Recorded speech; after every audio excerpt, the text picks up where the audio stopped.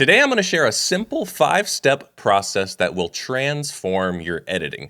My name is Austen Menges, and I've been a pro editor for over 20 years with a focus on broadcast TV commercials with budgets of $100,000 and higher. And today I'm inviting a special guest into the Edit Suite.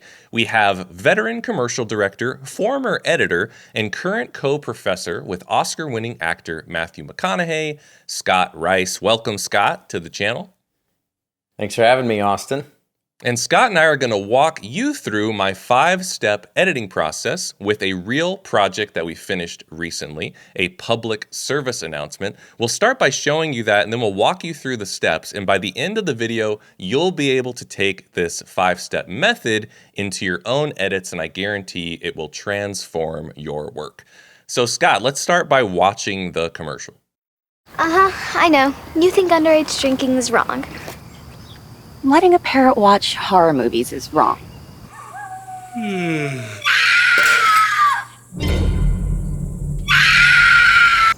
Underage drinking? That's very wrong. Can harm your learning ability and your grades. When your kids understand underage drinking isn't just wrong, it's very wrong, 9 out of 10 don't drink. Let's just dive in, Scott. My first step in a 5-step process for editing is emotion. And the famous legendary editor Walter Murch, when he came up with his 6 editing criteria, his first and most important step is emotion. And what he's talking about and what we're going to talk about is what we want the audience to feel. And I know that's really important to you, even when you first get the storyboards and the concept from the ad agency. And then you and I, as we're working on the project, we're always talking about emotion in terms of what emotion we want to evoke in the audience. So can you give the viewers a little insight into what you had in mind when this spot first crossed your desk in script format? Yeah, I think what I wanted to do was create a contrast in emotion. So we start with this mother and daughter. It's endearing. They feel connected. We feel empathetic toward them. We feel a certain warmth toward their relationship, their honest communication. And then we cut to a scene that has a little bit of a horror genre vibe that creates a little bit of tension, a little bit of dread, and then this jump scare where this parrot screams and a character reacts to that.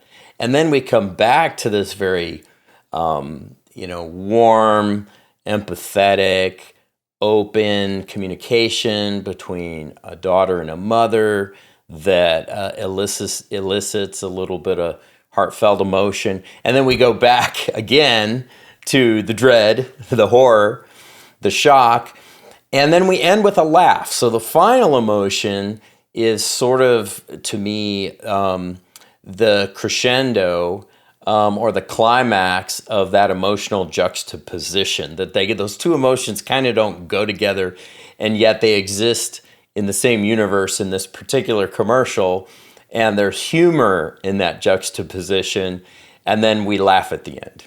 You nailed it. It's about the contrast, and that's the power of this spot, is that the emotions are changing. So I want to point out that even in a 30-second spot, we're not just targeting one emotion. We cut back and forth multiple times, as you pointed out. And so we're trying to take the audience on a journey. So emotion being kind of where we begin, you could also talk about it as the why of the spot. You want to know the why because all the other editing decisions you make after that should try to be in support of your why or your target emotion. And then if you have a collaborator, like I did with Scott here, you want to be on the same page because then you're going toward the same goal. And that really helps define all the other decisions. So now you have a sense of our why. So that's step 1, come up with an emotional target and what you're trying to do. Step 2 in this 5-step process is story.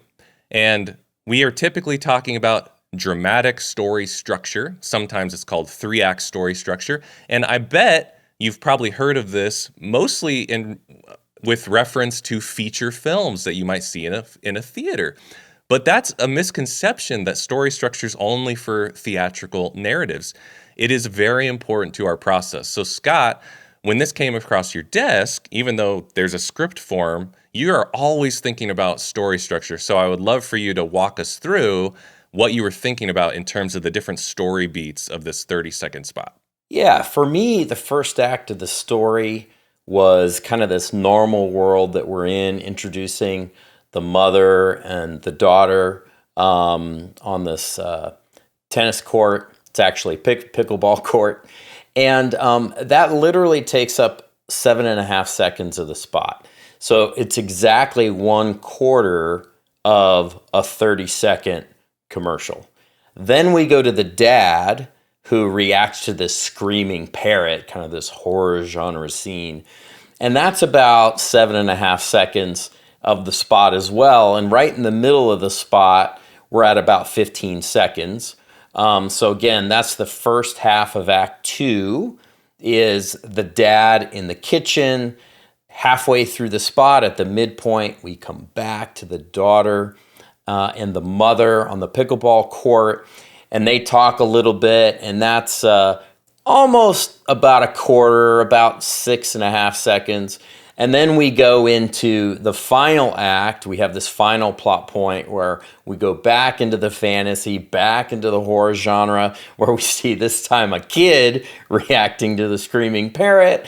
And then we finish up with voiceover coming in as the mother and the daughter walk off, and we complete the messaging on the commercial. So that's the final act. We have 2 little vignettes, short vignettes, back to back to make up our Act 3. And I think it's really funny that oftentimes the end of Act 2 is this plot point known as the big gloom, which is the character's lowest point. And we sort of have one, but we use it for comedy because it's this boy. He's fed up. He's at his boiling point. Clearly, there's this parrot in his house that's just terrorizing him. And he just can't handle it so much so he screams for his dad. And that's when we cut out at his lowest point, and then we have this resolution. So that's kind of how we see emotion and story, even in a 30-second commercial.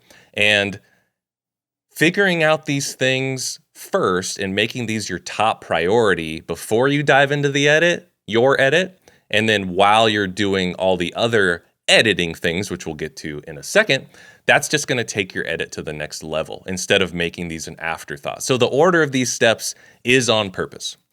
Okay, let's go to step 3, which is rhythm. And emotion, story, and rhythm are also the first 3 Walter Murch has in his 6 editing criteria. Then the last 2 I like to focus on change. They're my own. But for now, we're at rhythm. And rhythm can mean a lot of things. It can mean how fast you're cutting, and then also how long scenes are. So there's sort of the micro, which is cut to cut, shot to shot. And then as you zoom out, it's, well, how long is this scene compared to this scene when you're talking about the overall story? But I'll start. I would say in this spot in particular, there isn't a big rhythmic contrast. We kind of wanted it to flow naturally from one scene to another. Is that kind of what you were thinking, Scott? Yeah, I think we wanted a steady rhythm because we wanted these 2 realities to be a part of the same message. So even though we have contrasting emotion, we do not have contrasting rhythm, which helps them feel like they are all part of the same whole. So the cutting doesn't speed up when we get to the horror movie vibe stuff. It kind of stays the same. It stays the same rhythm as the reality that we've established. And then we don't get confused. We kind of understand that while there's contrast in terms of the look, the vibe, the tone, and the emotion, there's a consistent rhythm making it a fully formed whole story and that goes together and adds up to a singular message. Yeah, that's wonderful, Scott. I love how you said something really important, which is almost everything else is changing between the 2 scenes. So drastically changing the rhythm probably would have been too much, and it might have pulled the viewer out. So a lot of times you're trying to set up an established pace, or cuts per minute is a way you could calculate it if you were getting scientific, but a steady feel that almost feels kind of invisible. So that's also a decision. And so that just takes us to our next point, which is one that is Scott and I's one of our favorite thing to talk about, which is sound. We have a lot to say on sound in this spot because sound is so integral to the story. And we have this great important sound effect, which was how does this parrot sound? And there's other stuff we can touch on too. But Scott, talk us through your approach to sound in this spot, how we attacked it, and maybe even some of your sound ideas that you had before we shot it even. Well, I thought we definitely had to establish that these were two very different locations, and the stories were not, this wasn't like this little girl's father, for example. This was a different time, a different place, a different reality. So the ambience changes. So we go from this pickleball court where we hear birds chirping to a totally different time and place. It's night and we hear crickets. And I think we even added a little coyote or an owl at some point, partly to get to this horror genre that we're not just in a different time and place, we're in a different genre. So it's very different. So that kind of establishes kind of these two contrasting emotions that we are creating. And next, it was very important to figure out the scream of the parrot. And I knew when I shot it, I needed to get the parrot to open its mouth for a certain amount of time. Parrots usually just go, quack, really quick. Yeah. So I shot it in slow motion, and Austen used the slow motion version so we could just hold the parrot's mouth open just a little longer to allow for a full-throated human scream. That was very critical. And then choosing the sound of that scream was important, that it sounded human and it sounded kind of funny and that it repeated, so that we would repeat that sound motif in the second vignette when we got to the little poi. It seemed important that the parrot was just making that exact same sound because that's what parrots do. They mimic and they just repeat that sound over and over again. So that was very important. And then lastly, I'll bring up musical motif. So in each of the horror vignettes, we have this little music cue that sounds like a horror movie. And it repeats, it doesn't change. It's exactly the same in one horror motif and then the other horror motif. But then the music changes when we have a third musical cue right at the end. It's got the little happy whistling. When your kids understand underage drinking isn't just wrong, it's very wrong, 9 out of 10 don't drink. And that was part of getting the laugh. And, creating a relaxed, funny, carefree musical cue that comes in at the end to be a sharp contrast to the horror stuff. So we know it's okay to laugh, that we're playing on the contrast between the two vignettes. And then finally, step 5 is what I call action, and it's the in and out points of each shot. So I'm always thinking when I'm cutting, what is the action of this shot? What am I trying to show in terms of action? And to give you like an example of what I mean by that is, let's go to the parrot. And so where am I cutting in and out on the parrot here? Well, I decided, I'll play it. That was a really important shot when thinking about in and out point, because I could have come in later, like right before the parrot opened its mouth, but we thought it supported the story and the rhythm and all these things coming together and the emotion to have the parrot blink and turn its head before he screams. And then the out point, instead of waiting till the parrot finishes, like it would have been another option to have the parrot get through his whole scream and close his mouth. We thought it made the funniest moment if we cut out before he finishes the scream. So it kind of creates this really jarring cut, like, back to reality. He's not even through with the scream. We kind of cut off at the scream.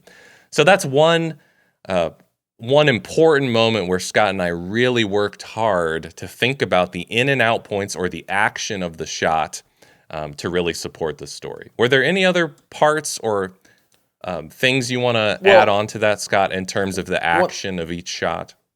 Sure. One thing I wanted to add, just related to the point you made about coming into the parrot a little earlier than maybe expected, turns its head and then screams. That little moment, that little beat of him turning his head replaced a punch in to the father looking over and reacting and looking at the parrot. So it's kind of where you're in and out, your sort of action, your choices about action actually affect the rhythm. I thought it was a much better decision rhythmically to have this little vignette be 2 shots, just like the first vignette with the mother and daughter are 2 shots, a wide and then a punch in. And then in the second vignette, the horror vignette, we have the father and then we cut to the parrot. Instead of wide shot, father, tight father reacting, looking over to the parrot, and then reveal of the parrot. It just felt better. Yes. So I really like, Austen, that you found a take of the parrot where he actually was doing something before he did the scream. I think that really helped us in terms of the rhythm and the action. So that's it. That's my 5-step editing process. And I really appreciate Scott coming in here and going through this with me, because we are partners in crime in the Edit Suite, and these are kind of our main 5 things we think about: emotion, story, rhythm, sound, and action. And just to summarize the takeaways for you in your editing process, always start with a target emotion that you want the audience to feel. There's probably multiple target emotions throughout your piece.